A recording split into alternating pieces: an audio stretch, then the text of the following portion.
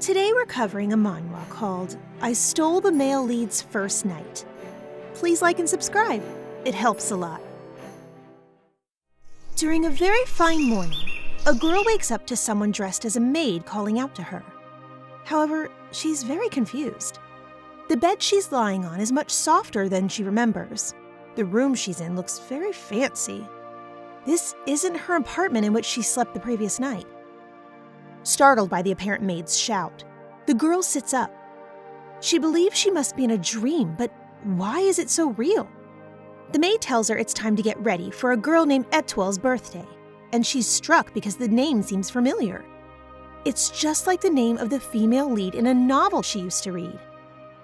She asks the maid some more about this girl, and her appearance and backstory of being an orphan who was adopted by a caring baron matches the details in the story perfectly. This is how the girl confirms it. She is now inside a novel called The Flower of Elorel, in which the female lead Etoile gets together with the obsessive yet handsome Duke after enduring some hardships from the jealous villainess. However, the question remains, who is she? The maid had called her Ripley, but who even is that? She's read the novel countless times and never read that name even once. She must be an extra, some minor side character who wasn't even worth mentioning. Normally this might upset people, but it appears to be that this side character, Ripley, is loaded. And when I say loaded, I mean loaded. Indeed, Ripley is the daughter of a count, and she has a position that's even higher than that of the female lead. The girl, who we'll call Ripley from now on, does not intend to waste this opportunity and asks for a very abundant and fancy breakfast, which she eats while wearing an excessive amount of jewelry. It doesn't look well on her because of how much she's wearing, but she's really happy with them and with her new life. So you go, girl. Whatever floats your boat. Luckily, she does take some of the jewelry off for Etoile's birthday party at the Baron's house that night. Ripley is very happy with all of the snacks and drinks available. She has concluded that she's currently at the beginning of the novel, so it'll take about a year for the whole plot to take place. Her plan is to live her best extravagant life for a year, and then after the novel ends to be returned to her original world. She has no proof that that's what will happen, but it's what she guesses will take place. To be honest, she's not worried at all. Let's hope it all works out. While she's happy thinking about her masterful plan, Etoile, the female lead, finally appears. She calls out to Ripley and politely thanks her for attending the ball, even though they're not really friends and don't really know each other. Ripley does not recognize her at first, but when she does, her face turns into that of a fangirl. After all, she's read the novel countless times. She's a total Etoile stan. When Etoile leaves, Ripley stops her, to which the female lead is confused. Ripley wants to tell her many things, like how to avoid the villainess and how to reach her happiness without all the suffering. But in the end, she can't really say anything. After all, she's just an extra, and her advice would probably distort the story, and she can't have that. Etoile and the male lead of the novel are supposed to meet at this ball, but Ripley can't really locate him since his description is that he's blonde and basically everyone at the ball is blonde. She does not lose any sleep on it though, and resolves to have fun gulping down delicious drinks all night long. However, it's suddenly the next morning and Ripley is slowly opening her eyes. But what lays in front of her is not what she was expecting at all. Or should I say, who lays in front of her? An absolutely gorgeous man with a chiseled torso that is perfectly sculpted stares at her with a charming smile. He looks so handsome. Suspiciously handsome. Like male lead of a novel kind of handsome. But there's no way, right? He finally talks, saying, "What are you staring at so intently? It's just the body you touched to your heart's content last night." Ripley, what have you done? It turns out, she doesn't even know. Nervously sweating, Ripley confirms the hunch we all had upon seeing such a splendid specimen of a man.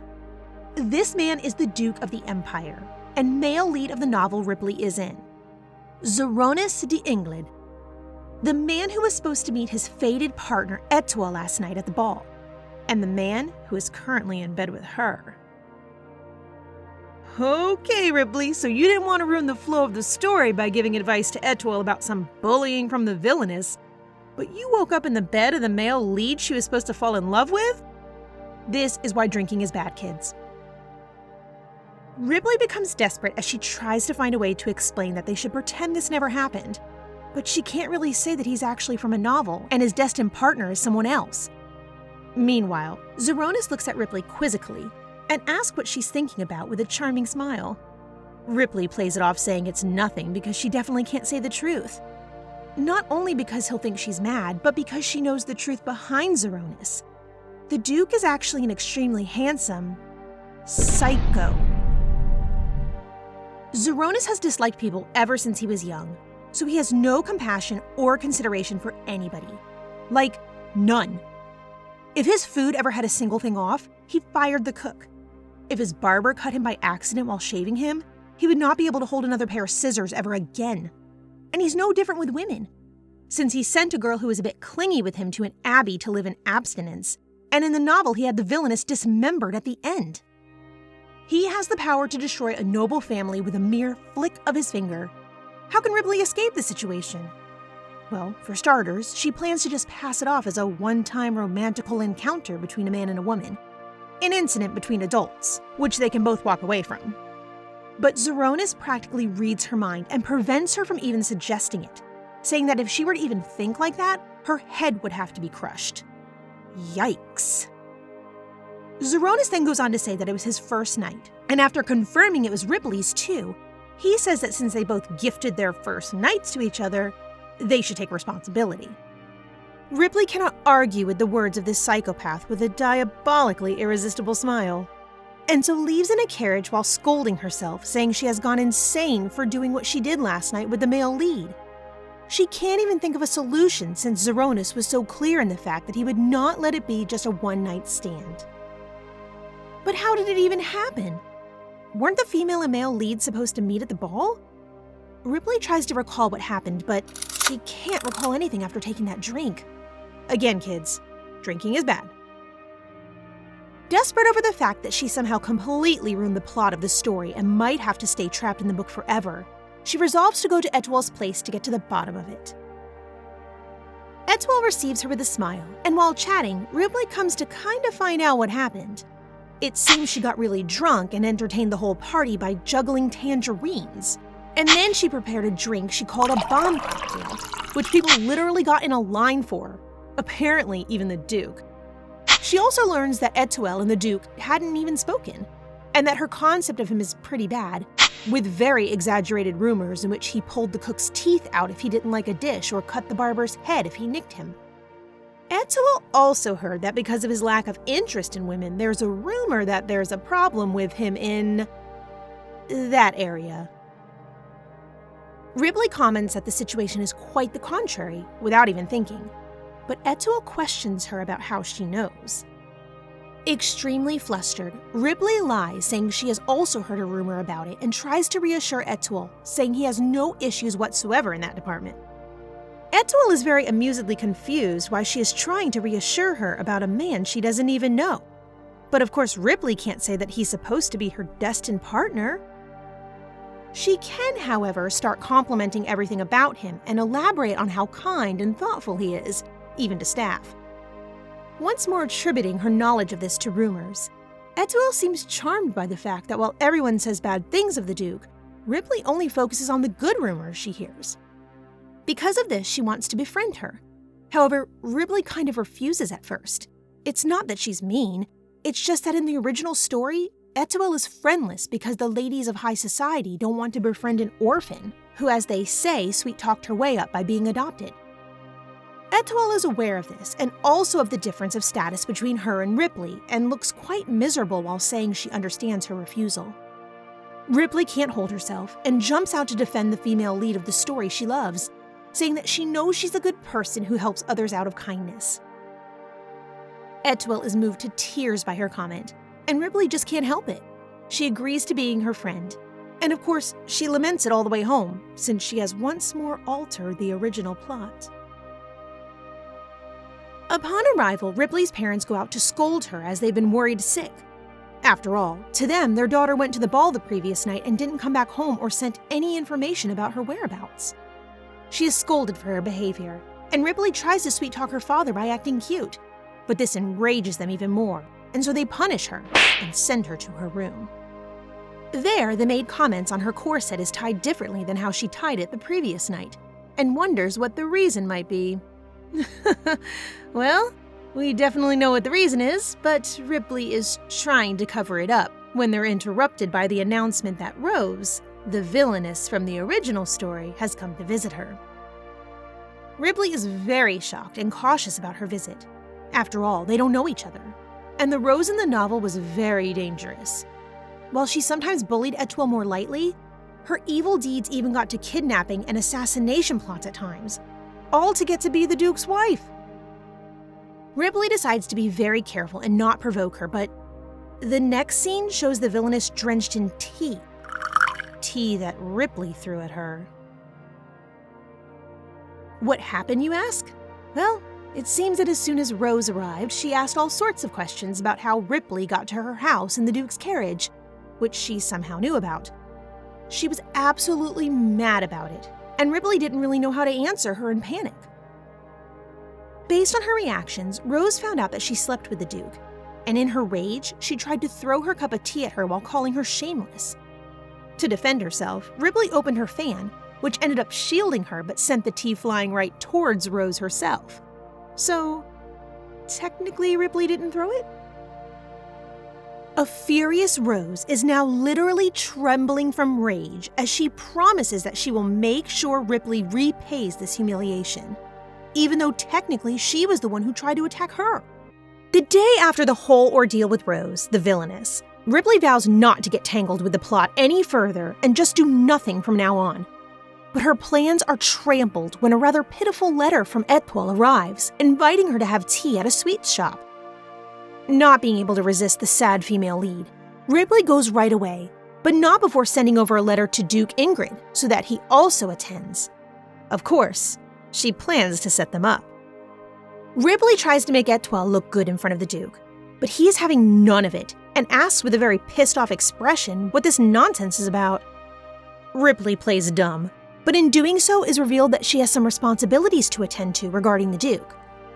Etoile wants to know about this since she wants to help her friend repay any debt she might have, and Zeronis teases Ripley by trying to explain about their first encounter, but he can't because she screeches every single time.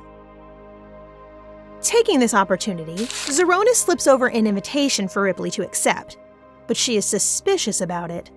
After receiving a very confident and seductive look from the Duke, she hesitantly opens it up to find an invitation to the royal ball.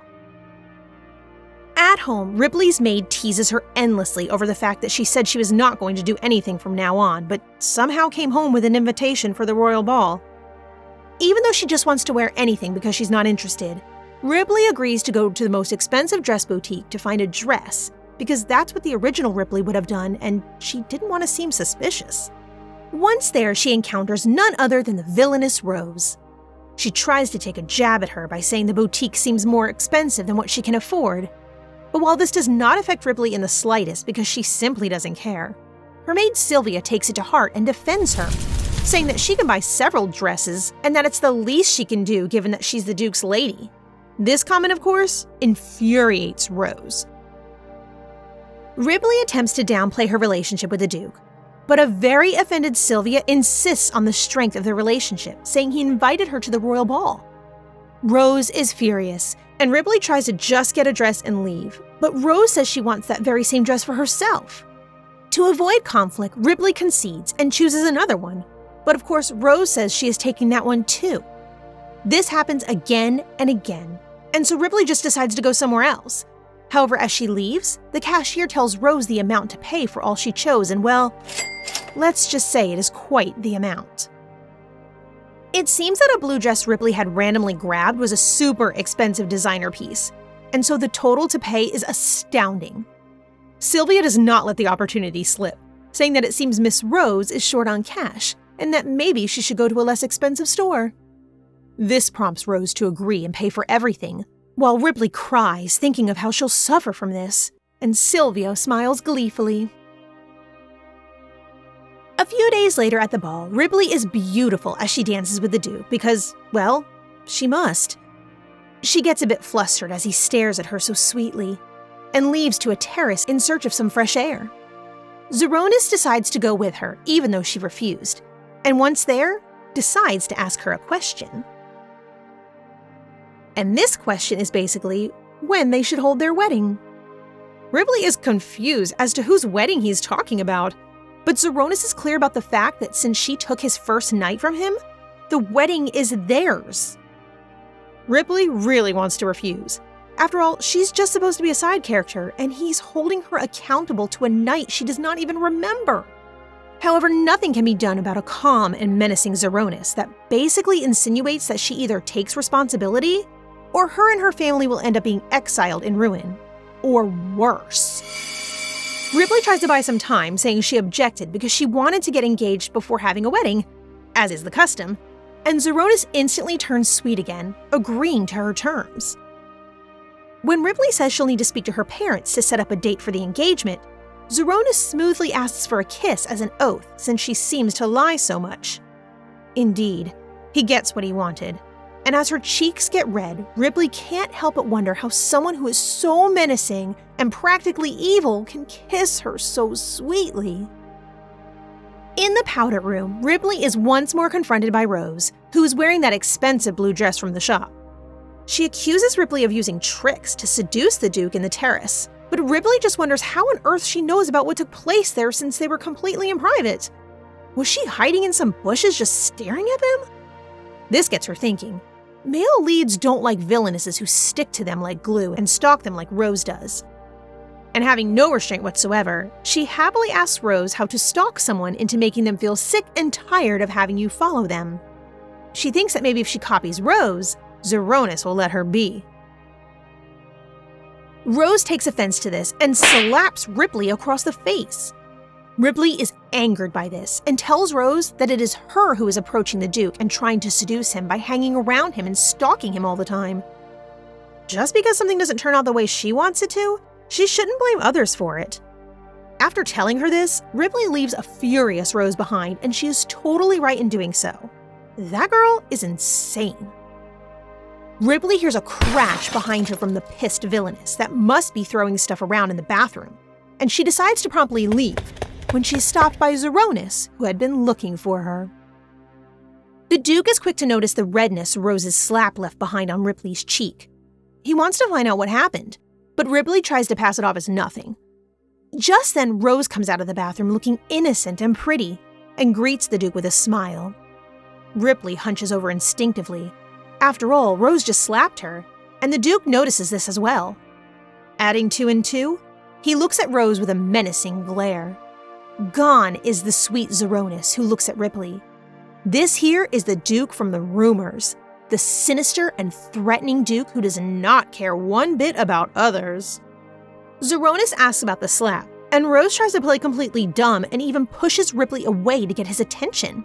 However, Ripley has had enough of her two-faced attitude, and so with an annoyed face, she points at the smiling Rose and says, she slapped me. Of course, Rose won't admit it, and tries to accuse Ripley of fooling him, but Zeronis just steps in front of her and tells her not to point at his fiancée. Ooh, he just went and said it. Rose can't believe he would call her that, and glares at Ripley, who, still in her plan to become a villainess so the Duke will be disgusted at her, looks over at Rose smugly. The Duke and Ripley walk away, leaving a shocked Rose behind, and get into a carriage to go home. There, Zeronis is still very concerned about Ripley and her cheek, wondering if she's okay, to which Ripley is very flustered and confused, since this isn't the Zeronis she's heard and read about so much. He was supposed to be obsessive and menacing, not caring and thoughtful. She needs to put a stop to this before things get even more confusing for her. So she resolves to actually go through with the villainous plan, for which she gets thoroughly teased by Sylvia, of course. So she decides to try to be a villainess during her next outing with Étoile and torment her. But of course she can't. Her conscience is too much of an impediment in front of this sad and adorable Étoile. She even offers to lend her a dress of hers after trying to insult hers, for which Étoile is delighted. She then asks Ripley about her friends, but Ripley seems dejected about this question. We suddenly get a glimpse at her past life in Korea, where we can see a girl saying, "I feel sorry for myself for mistaking you as my friend." It's one of the very few times we get a glimpse at what her life was like in Korea, but what was it like? After all, we know very little about who Ripley really is. Back to the main story. After sensing Ripley is a bit conflicted by the question, Etwell takes her by the hand and tells her that she's her friend now, which gets Ripley all emotional and ruins her plan entirely. Once again, she failed on her mission and became even closer friends with the novel's female lead. Meanwhile, the male lead, the Duke, has sent her a letter inquiring about the engagement date and saying that he wants to meet up. Ripley ponders about all this in the carriage ride to the Duke's residence, when it suddenly comes to a stop. Apparently, one of the horses is injured and can't move anymore. Ripley insists on the horse being taken to be treated first instead of wasting resources on trying to get her to the Duke's house, and says she'll walk there instead. Everyone thinks she's mad because the ride from there is 20 minutes long by carriage. Imagine how long it must be by foot. But Sylvia is just moved by the fact that her lady wants to actually move around and exercise for a change. Just as this is being debated, a man we have never seen before shows up. Ripley is not sure who he is, but they accidentally blocked his way with the injured horse. The stranger kindly offers to take her to the Duke's residence himself, but Ripley is worried. After all, one must not get into strangers' rides, kids. Ripley is right in being worried, and she thinks Sylvia will be doubtful as well, but the maid's eyes are sparkling as she glances at such a handsome and polite man. She tells Ripley to accept the offer of the young master of the Marquisate. But wait, young Marquess? Ripley did know who he is. The second male lead from the novel, the heir Sir Wright, and apparently, the original Ripley liked him. On to the carriage they go, and along the way, the young heir asks about what Ripley will be doing at the Duke's. And trying to act like an evil woman, Ripley acts condescendingly, asking if she really must tell him. Sir Wright is still polite and kind, but Sylvia, on the other hand, stares at Ripley in a terrifying manner. Sir Wright comments that he had actually seen Ripley before at Etwell's party, and that he thought she was a fun person as she poured her signature drink. However, he couldn't say much since Ripley stopped him immediately. If Sylvia found out about her dark past, she would be severely scolded. They arrive at the mansion and Sir Wright offers Ripley his hand to get off the carriage. As he helps her down, he inches closer to her, softly asking if she could teach him how to make that bomb shot she made at the party. Look at him, so good-looking and so close. Is this going to be Ripley's new love interest? The young heir is very adamant on learning the recipe, and is all sparkles and smiles as he asks for it. However, behind them stands none other than Zeronis himself, and well, he's not happy with the scene. "You two seem close, huh?" he says with a deadly glare. Sir Wright seems ignorant about the target on his head, though. We jump right into the next scene in which Zeronis and Ripley discuss the engagement, which is after all what she went there to do. Ripley, of course, wants to close the matter, and in her new villainous mode, she decides that being ridiculously lavish is the way to go.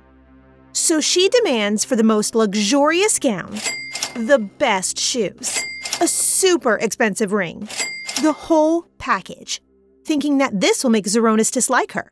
But the Duke only replies by saying okay, as if they were talking about what type of bread to buy. He even states that he will be paying for everything himself, as everything has to be the best, given that even the Emperor will be in attendance. Ripley does not know what else to do. He is compliant with everything.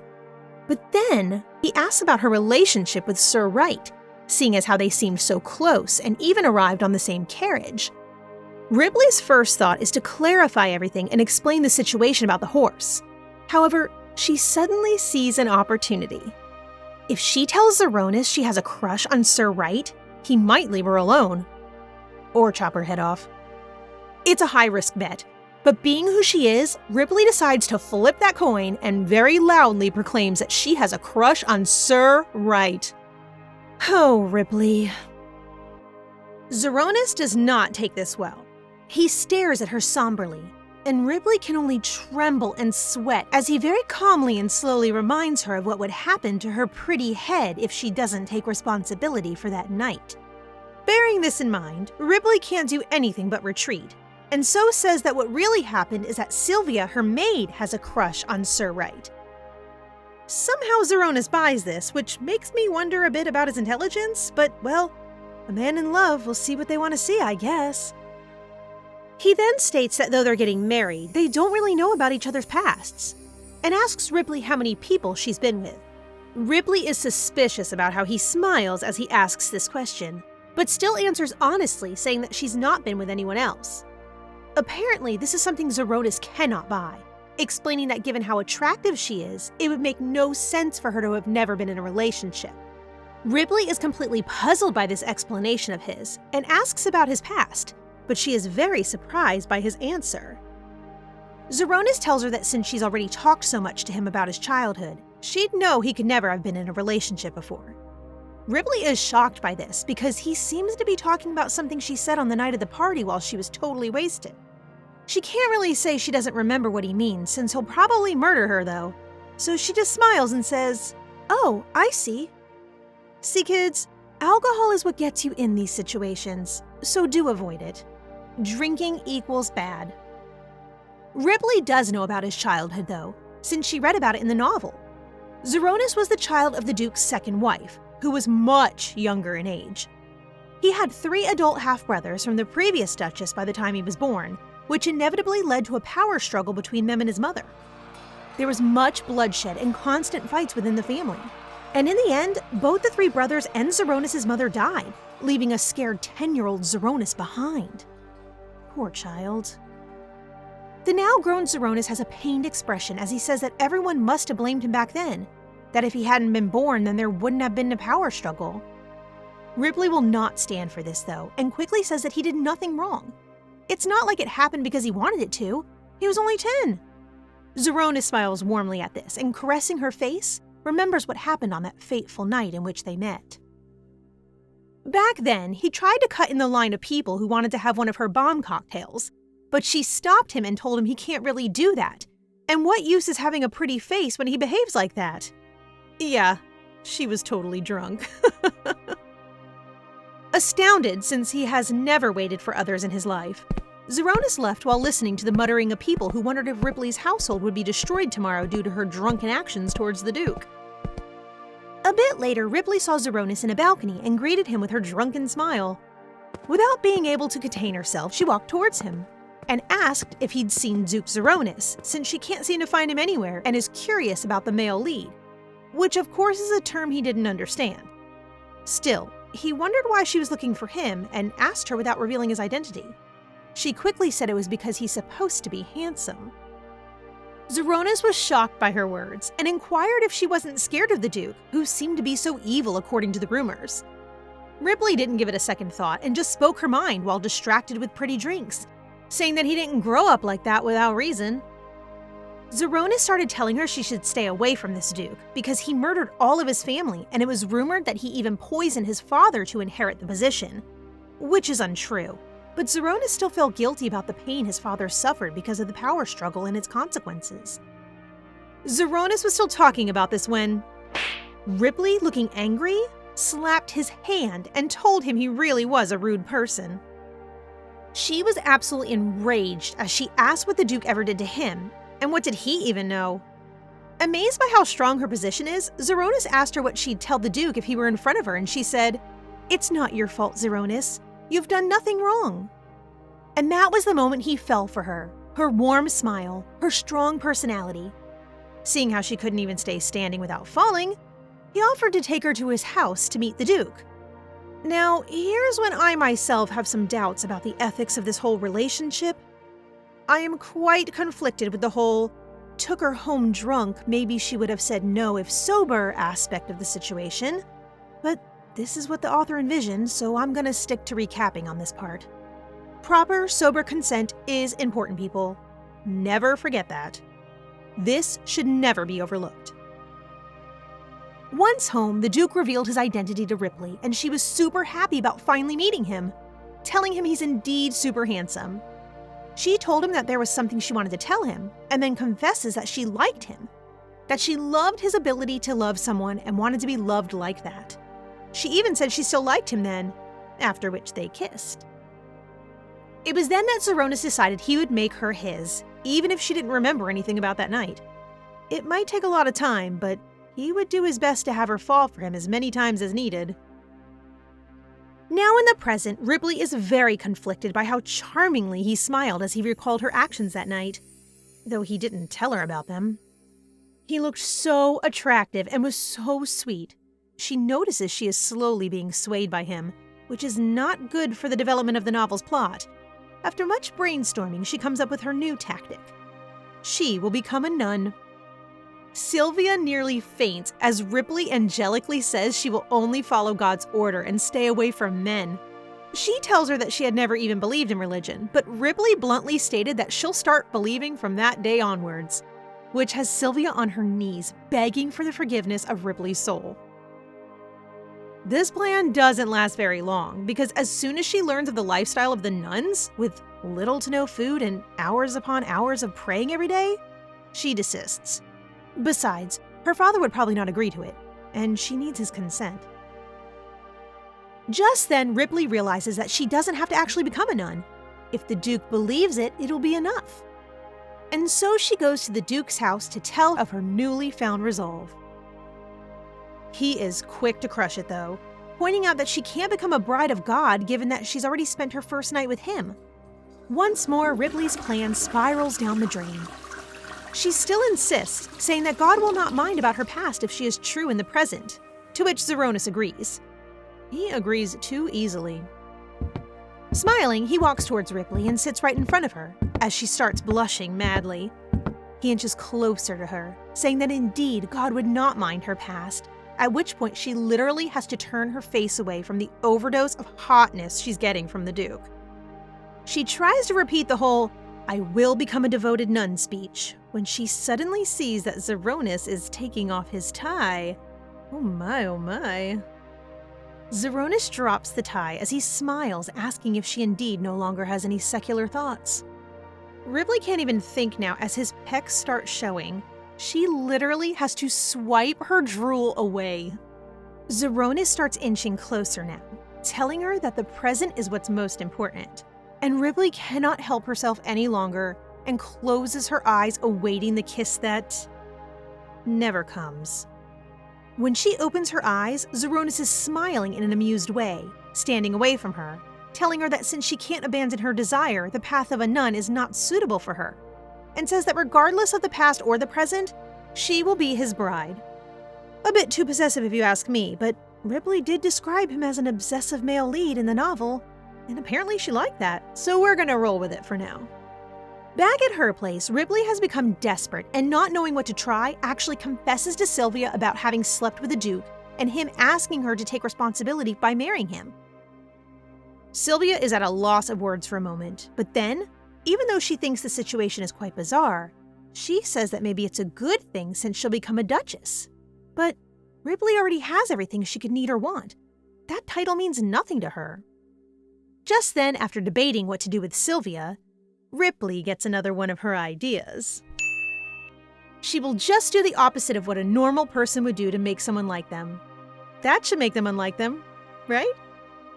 Her conclusion is that she will become an ugly, lazy, and dumb woman. She proclaims this while Sylvia looks conflicted in the background. 3 days later, she has become as dirty as she can, like covered in dirt everywhere. Her eyes glimmer with expectation as she puts her plan into action. Duke Englid finally arrives, and he becomes silent as soon as he sees her smiling so widely while covered in so much filth. She then tries to act dumb, even using a silly face she'd practice in the mirror. Zeronis notices her dirty nails, and Ripley thinks she's finally managed to make him feel disgusted and he'll leave her alone, but of course, her plan fails. Zeronis starts complimenting her on how she must value manual labor a lot for her nails to be that way, which is worthy of her being his wife. And when she says she got them from playing in the mud, he says that's cute of her. Ripley does not know what to do when her father suddenly arrives. She can't even get a word in before Zeronis greets him, and holding her closer, even if she's dirty, tells him he wants to marry his daughter. The father is shocked by this, even more so when the Duke says he fell in love with her at first sight, with her looking that filthy. But the Duke convinces him, and now they'll be getting engaged in 2 days. Once more in her room, and after a very long shower, Ripley tries to find a solution to this whole predicament with Sylvia. But the conclusion is that, given the Duke's personality and his words, her only options are marriage or death. The maid wonders why Ripley thinks marrying him is such a bad idea, and she seems bummed as she says it's not her position, meaning that the original female lead of the novel should be the one marrying him. Sylvia, not understanding the full meaning of her words, says that the position belongs to the first person who arrives, but Ripley does not want to alter the plot any further. Furthermore, she starts remembering some sad events from her past life, which we still don't know much about, and says she does not want to go through that again. Therefore, in this situation, in which the only options are marriage or death, she chooses death. Not really, though. She's only going to pretend to get seriously injured to the point where she's unable to move, so that the Duke will break the engagement, since he wouldn't be able to marry someone who can't fulfill her obligations as the future Duchess. I think this plan is taking it too far, and Sylvia does too. But still, 2 days later, Ripley is in her engagement dress, looking down from a balcony, ready to put her plan into action. That's it for this video. If you want to know how Ripley's plan goes, don't forget to ask for the next part and subscribe to the channel to get notified as soon as new parts go up. Thank you for watching. See you in the next one!